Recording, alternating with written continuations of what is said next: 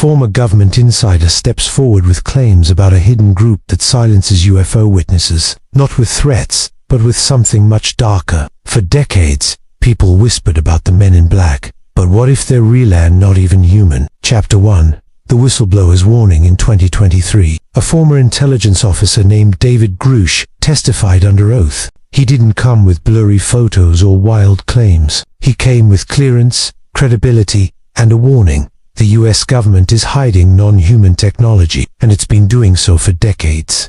It was what Grush suggested next. He said there are people and, possibly entire groups, tasked with keeping this information buried. People who would go to great lengths to silence whistleblowers, and not just with lawsuits or job threats. He hinted at something darker. Let's start with something real, something that happened not in a movie or a conspiracy forum, but in front of the United States Congress. Grush claimed he was part of a task force investigating unidentified aerial phenomena, or UAP. That's the government's new term for UFOs. But this task force wasn't just looking at strange lights in the sky. We're not talking about social media trolls or internet skeptics. We're talking about people with power. They may be real operatives, working quietly behind the scenes to control the narrative. People who can erase a career or a reputation. Or he wasn't some anonymous voice on an internet forum. He had a name, a face, and a history inside the intelligence community. And he wasn't alone. Other officials came forward around the same time, backing him up. Some hinted at recovered craft, others at recovered bodies. Others call it pressure. But what if it's more than that? Sometimes they just ask questions. Sometimes they make suggestions, subtle threats, really. And other times, people simply stop talking. According to him, it had access to classified crash retrieval programs efforts to recover vehicles that were, as he carefully worded it, of non-human origin. That's a bold statement, and it shook the room. But what really caught people's attention wasn't just the idea of alien craft. They wear black suits. They ask strange questions. They show identification that doesn't check out. And more importantly, why do so many stop speaking once the spotlight fades? But he described a culture of secrecy so deep, so dangerous, that even experienced military insiders were afraid to talk. Maybe it's a system one built to protect certain knowledge at all costs. Some disappeared altogether. Others changed their stories. But all of them have one thing in common. After they talked, something or someone got to them. He used phrases like retaliation, threats, and lives ruined. And sometimes, after they leave, the witnesses go silent. He didn't say men in black out loud, but he didn't need to. Because for decades, stories have circulated about mysterious figures showing up after UFO sightings. Some call it fear. Grush's testimony didn't provide direct proof of the men in black. Now think about that. That's why some believe the men in black aren't just part of UFO folklore. And the pattern is consistent. A sighting happens. Someone speaks up. Then comes the knock on the door. It's easy to dismiss this as paranoia, but Grush's credibility changed that. Still, none of them dared to say too much. And that's where the fear creeps in. Why do people with nothing to gain and everything to lose still choose to speak out? The truth might be too strange for most people to accept. Maybe it's not just aliens we're dealing with. And maybe, just maybe, the men in black are the face of that system. In the next chapter, we'll look at specific cases, people who spoke out after a sighting, only to vanish from the conversation. And the deeper we dig, the stranger it gets. Chapter 2. Witnesses who vanished after speaking out. The stories don't always end with a UFO sighting. In many cases, that's just the beginning. In 1976, he was a respected physician in Maine, helping investigate a local UFO incident. One night, while home alone, he received a strange phone call. His voice was flat, mechanical, and his questions were bizarre. The visitor seemed more like an actor trying to imitate a human than an actual person. After the man left, Dr. Hopkins became frightened. His phone malfunctioned. Magnetic objects behaved oddly in his home. Soon after, he withdrew from the investigation and avoided all further public discussion. The man claimed to be from a UFO research group and asked to visit. Minutes later, almost impossibly faster, man in a black suit was at his door. Take the case of Dr. Herbert Hopkins. He didn't knock twice. He was just there. Hopkins described him as pale, hairless, with bright red lips that looked painted on. Then, silence. They claimed to encounter non-human entities near the craft, and Miller even fired his weapon at them. Their questions don't always make sense. Their speech patterns are unnatural. One witness said it felt like talking to a puppet someone else was controlling. It's as if something is done to them, not just intimidation, but manipulation. The next day, men in black suits arrived at his job, and they don't always leave with answers. They leave with control. Control over the narrative, over the witness, and sometimes over the entire case. Most of them don't want to talk at all. They knew who he was, they knew where he worked, and they told him to forget everything he saw. The witnesses are alone. The settings are quiet, and once the interaction is over, there's rarely a trace left behind. It's a shift in their entire identity. Or worse, people who look back and wish they'd never spoken at all.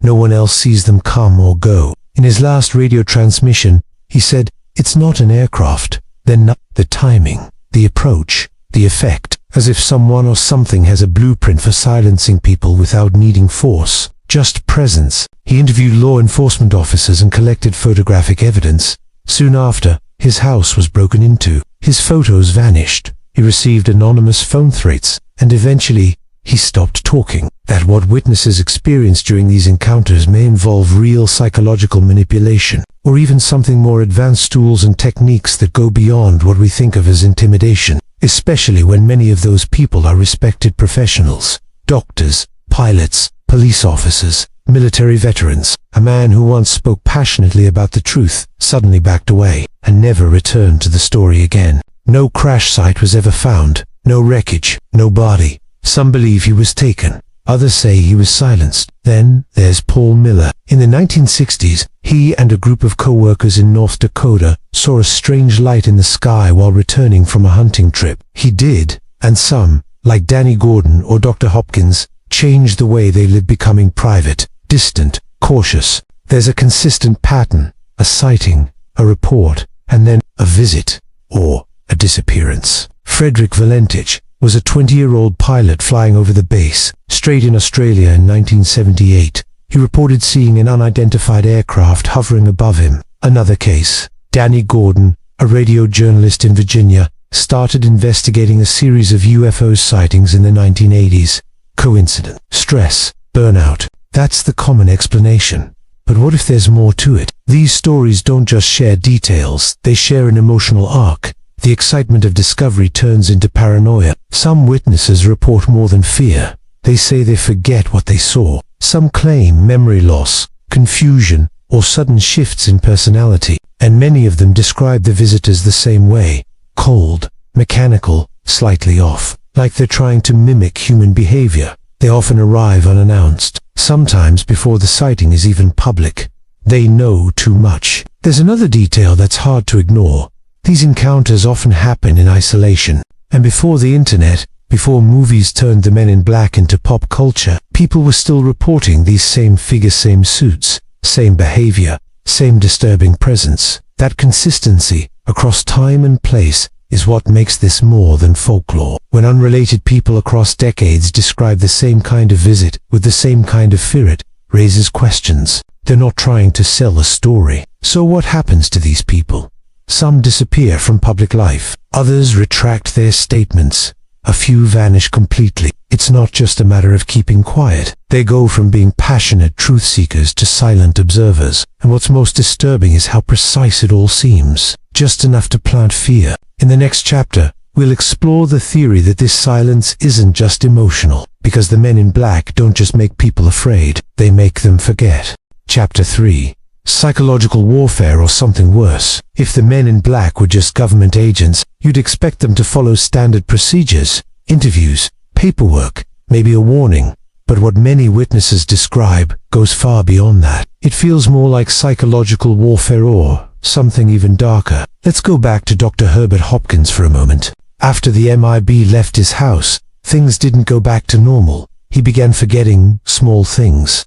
Then, bigger things. He said he would walk into rooms and not remember why. The Men in Black don't just appear, they linger in the mind. Many witnesses describe strange dreams, shifting personalities, and a suffocating sense of dread long after the encounter. He became paranoid. He stopped using the phone. He even destroyed some of his own research documents. He wasn't threatened physically, but he was unraveled mentally. This pattern repeats across dozens of accounts. It's not just intimidation, it's psychological decay. After publishing an article about a strange aerial phenomenon over Arizona, he was visited by two men. One witness said that after the visit, every single photo on his camera roll was blank. Others claimed they woke up in their car miles from where the meeting supposedly took place, with no memory of how they got there. Not blurry, just blank, like something had erased them. They asked him questions he couldn't understand. Their tone was calm but invasive. Days later, he began to lose his ability to concentrate,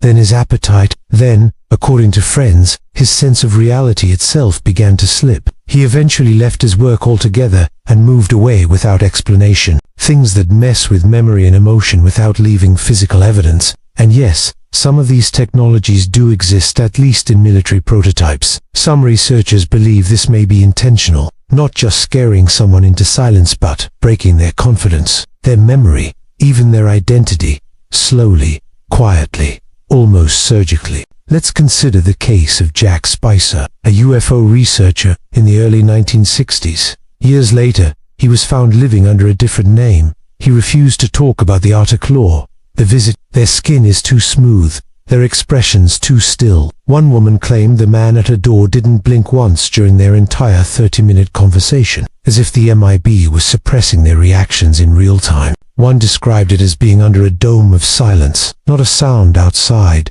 no traffic, no wind, even their own breathing felt wrong. Some skeptics might suggest this is simply stress, that talking about aliens, government conspiracies, and unexplainable things naturally invites paranoia. But the stories have too many shared anomalies to ignore. For example, electronic malfunctions are almost always reported. Phones go dead, recorders stop working, lights flicker, compasses spin, turn passion into paranoia. The result, a witness who can no longer even trust their own version of reality. Another recurring symptom, missing time. Some people believe their conversations with the MIB lasted 20 minutes, but when they checked, the clock hours had passed. That's no longer just intimidation, not just because of threats but because the experience itself broke them. What's left after that isn't bravery, it's silence. A silence engineered, not chosen, but something that doesn't follow our rules of time, memory, or logic. A force that doesn't just hide the truth. They don't need weapons. They use confusion, fear, and mental erosion. That's control. So how do they do it? There are a few theories. The most grounded suggests experimental government, tech things like microwave weapons, infrasound, or psychoactive gas. But then there's the other theory, the one many researchers hesitate to say out loud, that the men in black aren't using human technology because they aren't human at all. This isn't based on wild speculation. It is based on witness descriptions that don't fit with any normal person no matter how They move unnaturally. They speak like machines trying to imitate speech.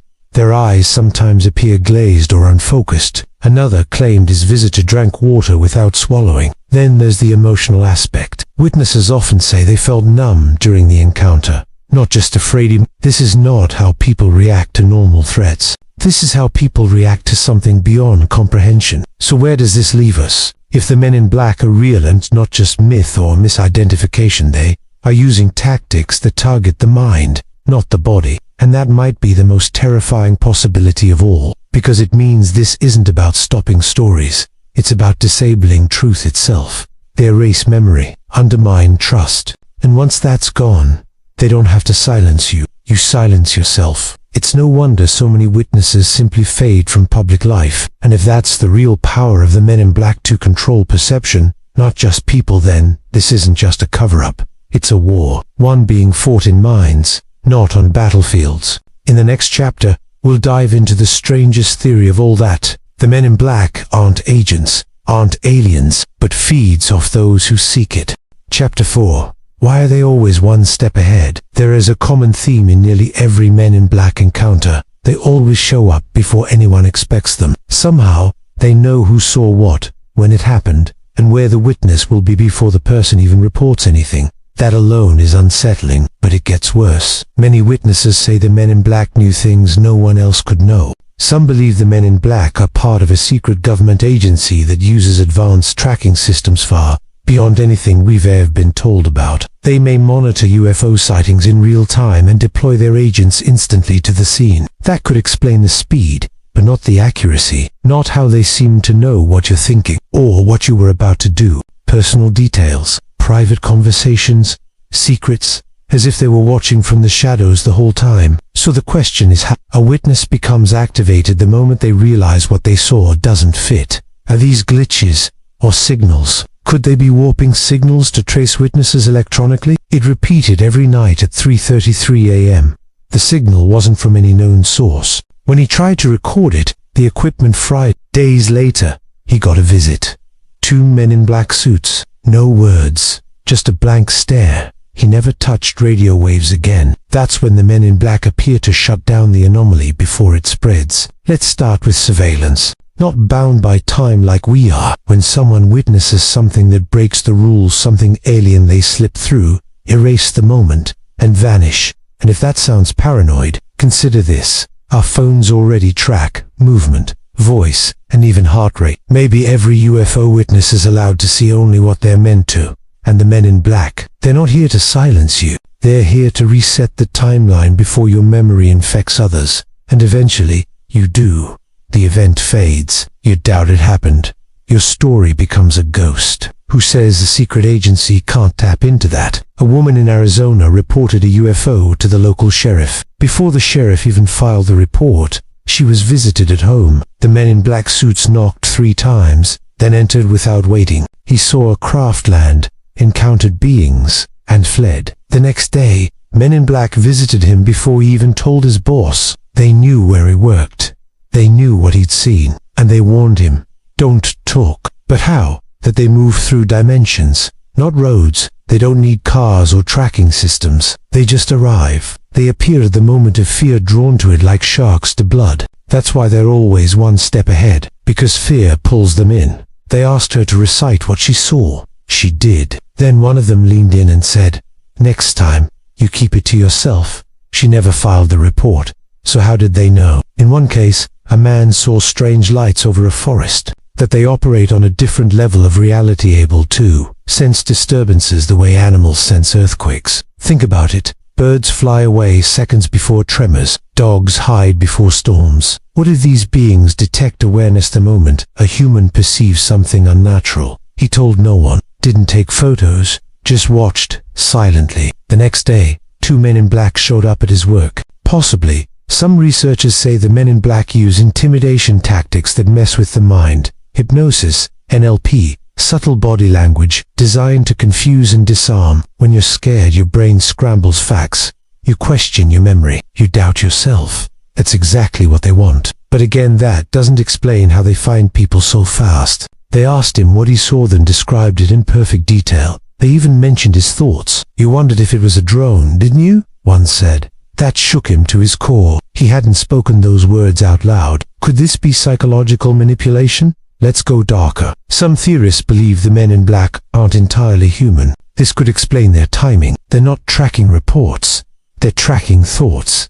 Then there's the tech. Some witnesses report strange buzzing phones, TVs turning on by themselves, and eerie static on radios just before the men in black arrive. A retired communications technician once described a strange pattern on shortwave bands. Here's another chilling story. Some think there's a network, like a private intelligence system, that flags keywords, patterns, and even emotional spikes through phone lines, emails, or apps. But others go even deeper. They believe the men in black aren't from here at all. Remember the story of Paul Miller from Chapter 1? Maybe the men in black exist in the cracks of our reality. This brings us to another terrifying possibility. Maybe we never had a chance. Think about it. You see something strange. You feel crazy. Then they show up. You're told to forget, but they're still watching. So, how are they always ahead? The real answer might be this: because they were already there, before you saw anything. Before you knew, they were waiting.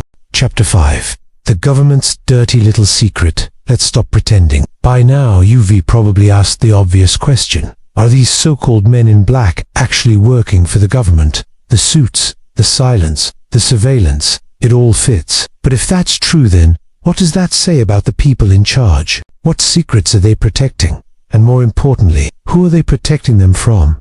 Let's go back to 1950s America. UFO sightings were exploding. Regular people, pilots, cops, farmers were reporting strange lights, flying discs, and craft moving faster than anything we had. He said it was official policy mislead the public, plant fake documents, ruin reputations, all because he got too close to something real, something the government didn't want out. Why? National security, they said. But security from what? The truth. If you pushed harder, your job disappeared. If you didn't back down, sometimes you disappeared, or worse, your family did. This is bigger than you, and each time it happened, someone showed up. Not a local cop, not the Air Force, but them, the men in black. Distract them. There's a breakaway group hidden deep within the military-industrial complex, a shadow agency that doesn't report to Congress, the president, or anyone we elect. They appear, they don't ask for permission, they erase, and they don't work for the government. They are the government apart we're not allowed to see. They operate with black budgets, secret facilities, and total control. Discredit them, and if they won't stop, scare them. Always asking questions, always demanding silence, and always flashing a badge no one could identify. It didn't take long for people to notice a pattern. If you spoke out, you would they're just the face of this group, the enforcers. Now here's where it gets disturbing. They said UFOs aren't real. Then suddenly, oops, here's a program, but only after journalists cornered them with leaked files. What if they're managing a relationship keeping balance between two worlds? They allow just enough leaks to keep curiosity alive, but step in hard when someone gets too close to the full picture. Out of nowhere, she was contacted by a man claiming to be from the CIA. Quiet, controlled. They visit, they warn, they disappear. What are they hiding in those redacted files? Why are whistleblowers silenced or labeled crazy? Why do certain names vanish from databases after Men in Black visits? He offered her exclusive footage, real alien craft, real autopsies. But when she arrived, they showed her ... nothing. Just vague stories and vague threats. In the 1960s, an Air Force officer named Richard Doty admitted to spreading false information about UFO. Doty even confessed to gaslighting a UFO researcher so badly, the man had a breakdown and was in. Maybe it's with another species. Maybe it's with something not even alive in the way we understand it. But the agreement is clear. Keep humanity in the dark. That's not just that's psychological warfare. And it didn't stop there. In the 1980s, journalist Linda Moulton Howe was working on a documentary about UFOs and cattle mutilations. She left shaken and never got the footage. Just like that, her project was derailed. The message was clear. Stay away. Chaos erupts. This tactic is repeated over and over again. Tempt the investigator. Now, some say the Men in Black are government agents, just not from our government. The theory, they might be behind Area 51, behind underground bases like Dulce, New Mexico, behind unmarked helicopters and untraceable tech. And the Men in Black, they don't knock politely. Still don't believe it. In 2007, the Pentagon quietly admitted to spending $22 million on a UFO research program called AATIP. For years, they denied its existence, and that's just the tip of the iceberg. So, if the government lied about that, what else have they lied about? Here's a theory that chills even seasoned researchers. The government knows we're not alone. They've known for decades. And part of the deal, whatever deal they've made, is silence. Because if the truth came out, it wouldn't just shake faith in government. It might destroy society as we know it. Imagine this. Religions collapse. Markets crash. Technology becomes meaningless. People stop working, stop trusting, stop believing. Fear takes over. And maybe that's what the Men in Black are really here to prevent. Not an alien invasion, but a mental one. One where humans realize we're not the apex, not the center, not even the ones in control. And here's where things get even darker. What if the Men in Black aren't covering up alien contact but protecting it? Why? Because full truth means collapse, and for those in power, collapse is the ultimate threat. So the Men in Black keep it neat, and when you try to expose them, they don't argue, they erase. Not just files, but you. So the next time someone says, the government would never do that, remember, they already have, and the Men in Black, they're just doing their job. But the real question is, whose orders are they following? Chapter 6. The pattern behind the chaos. At first glance, the Men in Black encounters appear scattered, chaotic. One incident happens in rural West Virginia, another in downtown Chicago, a third in some quiet suburb in Norway. And when you begin to lay out these stories, not just the headlines, but the details, patterns start to form. Not neat, not clean, but undeniable. No shared geography, no consistent timeline. Some involve UFO sightings, others crop circles or strange phone calls. It all feels random. Too random. In case after case, the men in black don't show up before an event. It suggests these entities, whatever they are, have insight into people's minds or into systems most of us don't even realize exist. Are they tapping phones, tracking cars, or is something even more disturbing going on? Many MIB witnesses describe black vintage cars, often models from the 1950s or 1960s. But there's a catch. These cars look brand new. She said their car hummed, even when parked. It didn't make engine sounds, it emitted a low vibration. Recordings that mysteriously delete. It's like reality is being edited in real time. Witnesses describe awkward movements, forced small talk, outdated slang, or an inability to perform basic tasks, like opening a door or using a pen correctly. Could they be biological constructs made to look like people, but lacking some essential component? Others think they're human operatives using psyops techniques to destabilize witnesses, make them question what they saw, and also their own sanity. When she peeked out the window as they left, she noticed something even creepier. The car didn't leave any tire tracks in a gravel driveway. Conspiracy or not, the claims from that base include time, manipulation, and human experimentation. Some researchers believe the MIB phenomenon is tied to the remnants of such experiments, failed subjects, escaped agents, or byproducts of technology we no longer understand. Nearly every witness describes an overwhelming feeling of dread or nausea in the presence of the men in black.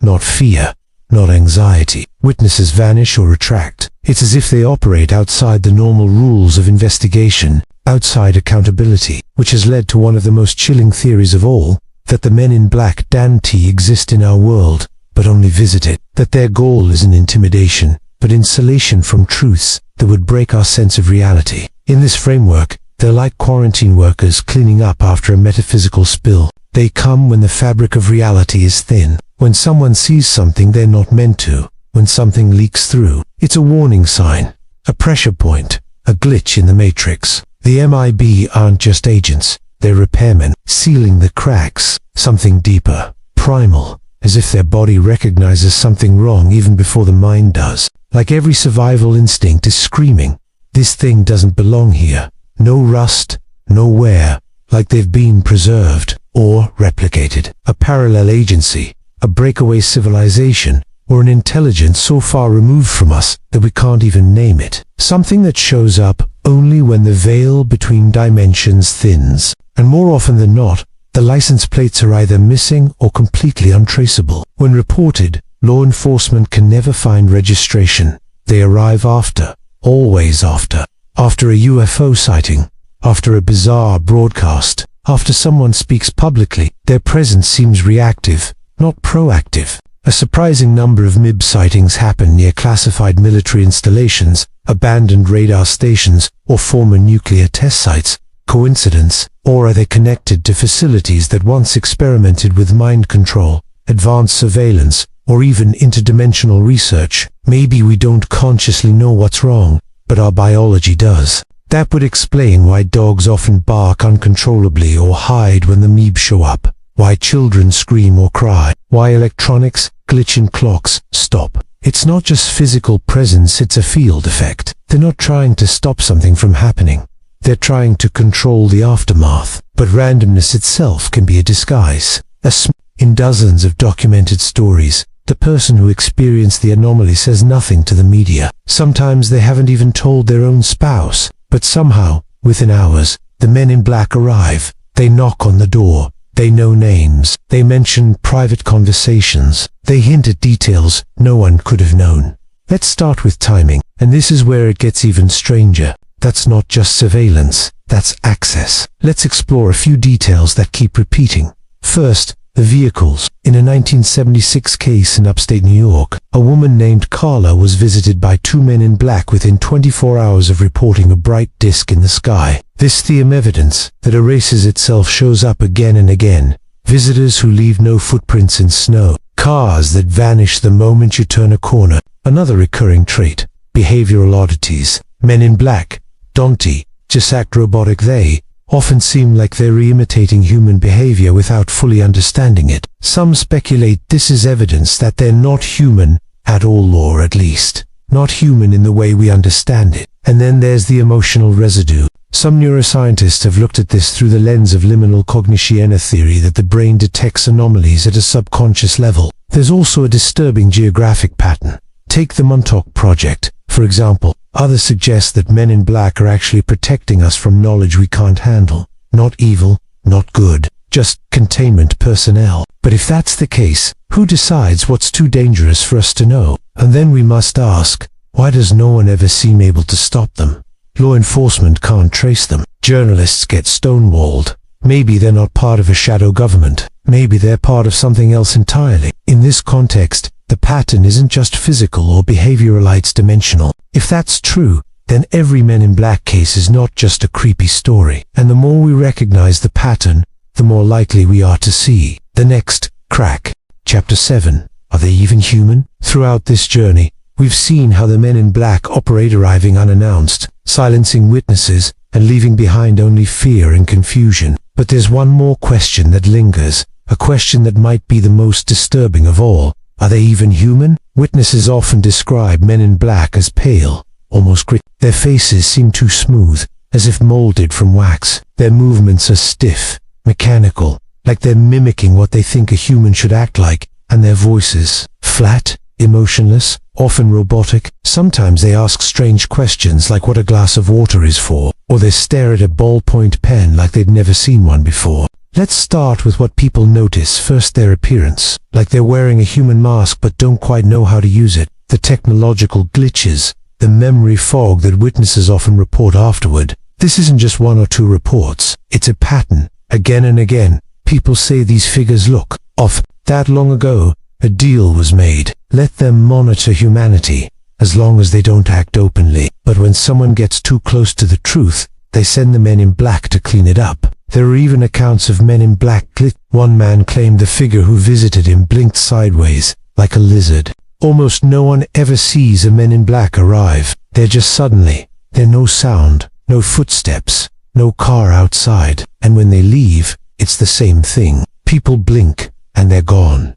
Not yet. But the number of unexplained encounters, the patterns in behavior, and the strange physical characteristics, they all point to something beyond our understanding. Some have even said they vanish in plain sight. Another said the MIB in his living room began to stutter and repeat itself, like a broken machine. Then it froze for several seconds before snapping back into motion, perfectly still-faced as if nothing had happened. Now, you could say these are just exaggerations, people getting scared and misremembering. But when you hear this many similar stories, it's hard to ignore. And if you found this video intriguing, consider giving it a like, subscribing to the channel, and turning on notifications. There's so much more to uncover, and your support helps keep the truth alive. We want to hear what you think. Have you ever encountered something you couldn't explain? Do you believe the Men in Black are human, or something else entirely? The theory is that they might be extraterrestrial beings themselves, or even sent not to protect us, but to monitor, suppress, and erase knowledge of their own kind. And then there's the way they disappear. So what does that mean? Some researchers believe Men in Black are not from the government, not from Earth at all, but from somewhere else. It would explain the strange behavior, the weird energy in the room when they appear. And here's the wildest part: some whistleblowers claim the government knows this. It's an unsettling idea, isn't it? Because it flips the story we've been told. Maybe they're not agents trying to cover up Maybe they are the UFOs. Maybe they're not working for the government. Maybe the government is working for them. Of course, we can't prove any of this. And if that's the case, we have to ask, who's really in charge? And are we already being watched more closely than we ever imagined? If you've made it this far, thank you for sticking with this strange and disturbing investigation. Leave a comment below, we read every one. Until next time, stay curious and stay aware.